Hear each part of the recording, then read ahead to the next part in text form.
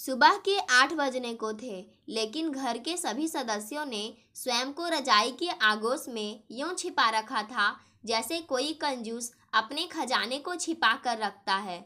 जाग चुकी थी तो केवल शांति के वे दो आंखें जो पिछले 35 वर्षों से अपने इस घर को पृथ्वी का स्वर्ग बनाने के लिए सदैव ललायित रही है। और इसी लालसा के चलते कई अवसर ऐसे भी आते रहे जब उन आँखों को रात्रि में भी विश्राम और नींद नसीब नहीं होता था। फिर भी वे खुश ही रहती थी, क्योंकि ये घर उसका अपना है, इस घर के लोग भी उसके अपने हैं। उनके लिए इन आँखों या इस शरीर को थोड़ा कष्ट हो भी गया तो कोई गम नहीं। इससे घर में सुख शांति तो है। घर में सुख शांति का ध्यान रखने वाली इस शख्सियत का नाम भी शांति ही है। रोज की तरह आज भी शांति की आंखें अपने नियत समय पर ही खुल चुकी थी, किंतु पिछले 4 दिनों से आ रहे बुखार के कारण शरीर बिस्तर छोड़ने के काबिल नहीं था। शारीरिक कमजोरी से कहीं ज्यादा उसे खुद को असहाय समझने की मानसिक यंत्रणा विचलित कर रही थी। रुखाई पूर्ण स्वर में उसने करीब सो रहे पति को आवाज दी, आयुष के पापा, ओ आयुष के पापा। आवाज देने के बाद भी आयुष के पापा नहीं जागे तो शांति की आवाज वापस लौट आई और शारीरिक बेबसी आंसू बन आंखों का सहारा लेकर गालों पर लुढ़कने लगे। पिछले 2 घंटों से चाय पीने की तलब ने अब उग्र रूप धारण कर लिया था। आंखों में आंसुओं के साथ अब उसके अतीत की यादें भी उभरने लगी। ऊन सलाई को हाथ से खींच एक ओर पटकते हुए आयुष खींचा था। ओह माँ, कितनी बार कहूँ आपसे कि इस तरह सुबह से रात 11 बजे तक काम मत किया करो। जब देखो तब काम ही काम करती रहती हो। कुछ नहीं मिला तो ऊन सलाई लेकर बैठ जाती हो। बाजार में ढेर सारे स्वेटर मिलते हैं, उसे ही खरीद लाएंगे। तुम ये सब छोड़ो और कुछ तो अपनी तबीयत का ख्याल रखा करो। पहले ही आंखें कमजोर, दमा, स्पॉन्डिलाइटिस और ना जाने क्या क्या है, और स्वयं माँ की गोद में सिर रख आराम से लेट गया जैसे कोई 4 माह का बच्चा हो।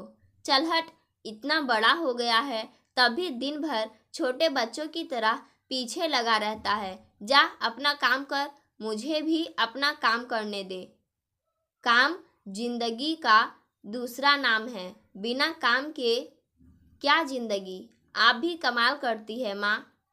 एक तरफ तो मुझे यहाँ से जाने को कह रही है, दूसरी तरफ सिर पर इतने प्यार से हाथ फेर रही है। ऐसे में मैं तो क्या, कोई मच्छर भी नहीं भागेगा।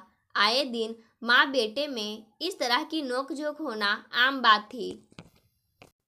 देखते ही देखते आयुष उच्च शिक्षा हेतु बाहर पढ़ने चला गया, किंतु माँ के प्रति उसका आगाध प्रेम यथावत बरकरार रहा। वह जब भी घर आता अधिकांश समय माँ के साथ ही गुजारता। पिता रिजर्व नेचर के थे, इसलिए माँ से ही अधिक बात करता। संगी साथी भी कम थे। उसे अपनी माँ ही अपने जीवन का आधार स्तंभ लगती।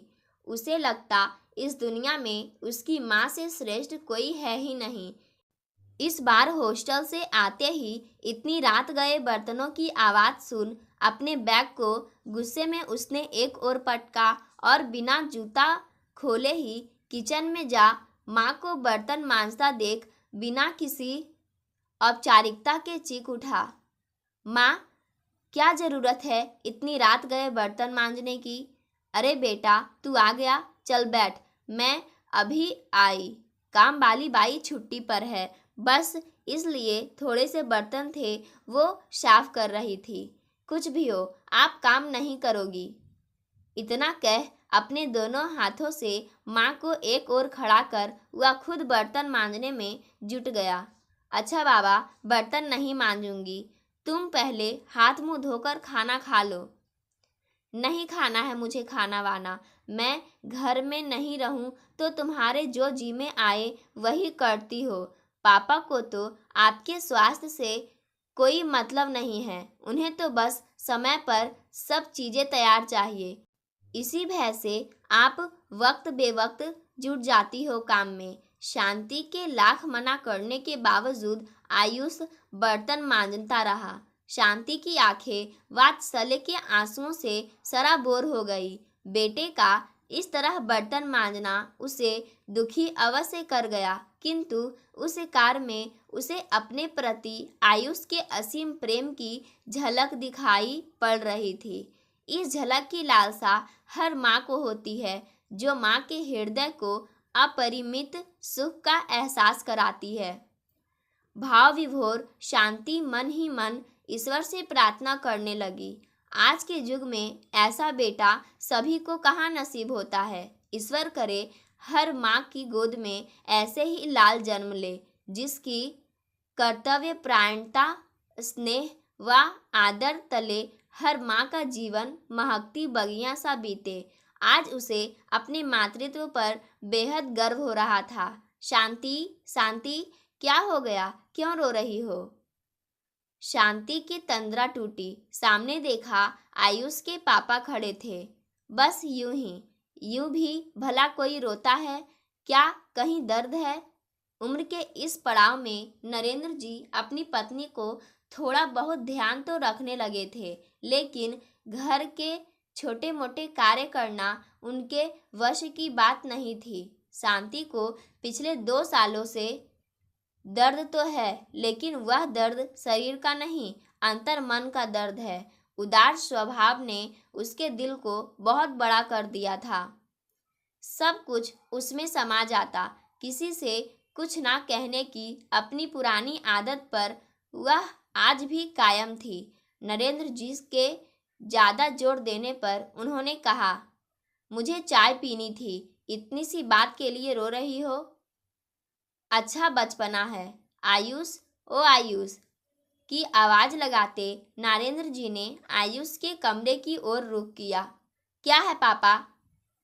एक उनिंदी सी आवाज़ आई। देखता नहीं, सुबह के 8 बजे है, अभी तक चाय नहीं बनी है। आयुष ने रजाई हटा घड़ी की ओर देखा। 7:15 हो रहे थे। सच में आज बहुत देर हो गई। माँ को तो सुबह 6 बजे ही चाय पीने की आदत है। वह मन ही मन बुदबुदाया और हाथ मुंह धो सीधे किचन में जा चाय बनाने लगा। उसे चाय बनाता देख नरेंद्र जी पुनः चीखे, तू चाय बना रहा है? बहू को क्या हो गया? क्या 10 बजे तक सोती ही रहेगी? पिता से ज़्यादा बात ना करना आयुष की पुरानी आदत थी। वह इनसे बिना कुछ कहे 1 कप चाय उन्हें पकड़ा, 1 कप चाय और बिस्किट ले माँ के कमरे में पहुँच गया। माँ की सूजी हुई आंखें देख उसे एहसास हो गया था कि माँ बहुत रोई है। क्या हो गया माँ? आज तुम्हारी आंखें बहुत सूजी हुई है। लगता है बहुत रोई हो। तबीयत ठीक नहीं है क्या? नहीं नहीं, ऐसी कोई बात नहीं है, कहते हुए शांति की आवाज़ भर्रा गई। माँ का हाथ पकड़ आयुष ने अपने सिर पर रखते हुए कहा, तुमको मेरी कसम माँ, जो तुमने सच नहीं बोला तो। आयुष की कसम से शांति को एहसास हुआ कि छोटी सी बात के लिए रोकर उसने बहुत बड़ी गलती की है। अब वह कैसे कहे कि जब से सानवी घर में आई है तब से आयुष से पहले वाला आयुष नहीं रहा। मैं काम करूं या ना करूं, समय पर खाऊं या ना खाऊं, इसकी उसे अब कोई विशेष चिंता नहीं रही। अब तो वह बहुत बड़ा हो गया है, शादी हो गई, एक बेटा भी है। अब माँ की क्या ज़रूरत है? इन्हीं भावनाओं के दोबारा अंतस में उभरने के कारण शांति की रुलाई पुनः फूट पड़ी। माँ को रोता देख आयुष भी फूट फूट कर बच्चों की तरह माँ की गोद में सिर रखकर रोने लगा। रूंधे गले से उसने कहना प्रारंभ किया, माँ मत रो, मैं सब जानता हूँ तुम क्यों रो रही हो। मुझे गलत मत समझो माँ। मैं देख रहा हूँ जब से मेरी शादी हुई है तुम मुझसे खींची खींची रहती हो। ना वो प्यार, ना वो दुलार, ना डांट फटकार, ना पहले जैसी पूछताछ कि मैं कहाँ जा रहा हूँ, क्या कर रहा हूँ, इन सब से तुमको कोई मतलब ही नहीं रहा। तुम्हारे इस व्यवहार ने मुझे अंदर से कितना दुखी कर दिया है, तुम नहीं समझ सकती। भगवान तो मेरे लिए काल्पनिक है, तुम तो उसका यथार्थ रूप हो माँ। मेरे हृदय में जो स्थान है उस पर कभी दूसरे का आधिपत्य हो ही नहीं सकता। फिर तुमने मुझ पर से अधिकार का साया क्यों मिटा लिया, क्यों इतना पराया बना दिया? बताओ माँ। मुझे मालूम है तुम कुछ नहीं बोलोगी। तुम्हारे मन की व्यथा आज मैं ही बयां कर देता हूँ। मैं अपनी बढ़ती हुई जिम्मेदारियों के कारण तुम्हें पहले जितना समय नहीं दे पाता हूँ, इसलिए तुमने मुझे बेगाना बना दिया। लेकिन महसूस करके तो देखो, मैं आज भी तुम्हारे इर्द गिर्द ही हूँ। बस मेरा रूप शानवी और तुम्हारे पोते ने ले लिया है। पापा रिटायर हो गए हैं, घर की व्यवस्था सुचारू रूप से चले, इसलिए मुझे भी अपने काम पर ध्यान व समय देना बहुत जरूरी है। तुमने ही तो सिखाया है माँ कि जिंदगी का दूसरा नाम काम है। और माँ, मैंने दिल पर पत्थर रखकर तुमसे थोड़ी दूरी बनाए रखने की कोशिश की थी ताकि शानवी को भी कुछ समय दे सकूं, लेकिन मुझ पर अति स्नेह के कारण तुमको यह बात अच्छी नहीं लगी। जरा शांत मन से सोच कर देखो माँ, वह भी तो अपना घर परिवार सब कुछ छोड़कर हमारे यहाँ आई है, उसे भी थोड़ा बहुत समय चाहिए।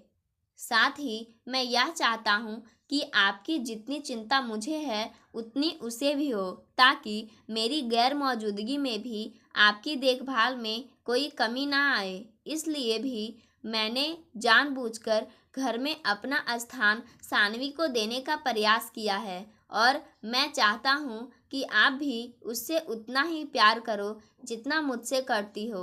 माँ, रात में शानवी को भी बहुत बुखार था, इसलिए वह सुबह उठ नहीं पाई। मैं भी रात भर जागने के कारण सुबह जल्दी उठ नहीं पाया और समय पर तुम्हें चाय बनाकर नहीं पिला सका। गलती मेरी थी, मुझे डांट लो, किंतु रो रो कर अपनी तबीयत और खराब मत करो माँ। आपके सिर पर से तो माँ के आंचल की छाव बचपन में ही छीन गई थी। आप क्या जानो माँ क्या होती है। आपने ही तो इस पत्थर को तराश कर हीरा बनाया है। आज मैं जो कुछ भी हूँ आपके ही त्याग और वात्सल्य का प्रतिफल हूँ। बचपन से लेकर आज तक ईश्वर के सामने मैं रोज सुबह आपकी लंबी उम्र की कामना करता रहा हूँ। सच कहता हूँ माँ, आपकी ममता की छाव सुगंधित करने के लिए एक बार जी भरकर डांट दो माँ। माँ बेटे दोनों की आंखों से आंसुओं की अविरल धारा बह रही थी। शांति अब तक अपने बेटे को अल्हड़ तथा नासमझ ही समझती थी, किंतु आज उसे एहसास हो गया कि उससे ज़्यादा उसका बेटा समझदार है। तभी तो उसने उसके मन की व्यथा को जस का तस अपने स्वर में प्रकट कर एवं स्वयं की भावनाओं को भी सार्थक आकार प्रदान कर कितने बेहतरीन तरीके से उसके समक्ष प्रस्तुत किया है। अपने मातृत्व को वह धन्य समझती हुई खुद के सोच पर ग्लानि महसूस कर रही थी, किंतु आयुष के आंसुओं व विचारों ने उसके अंतस के सारे अवसाद धो दिए थे। बीमार अवस्था में भी उसे अब नव स्फूर्ति व नव जीवन का आभास हो रहा था। उसने अतीत के तरह आयुष के बालों में हाथ फेरा, डांटते हुए कहा, कर ली ना अपनी बकबक पूरी, जा पहले सानवी को डॉक्टर को दिखा ला। शांति, जो अब तक स्वयं को जीने की कला में पारंगत मानती थी, आज एहसास हुआ कि उससे चूक हुई है। खून के रिश्ते तो सभी को प्यारे होते हैं, वास्तविक खुशी तो पराये को भी अपना बनाने में है। इसी क्षण से उन्होंने प्रण किया कि आज से शानवी को भी वही स्थान देने का प्रयास करेगी जो स्थान आयुष का है। इस प्रयास में शांति कामयाब रही और कुछ ही दिनों में घर में स्वर्गिक सुख व्याप्त हो गया। पाठकों, आज की कहानी यहीं समाप्त होती है। धन्यवाद।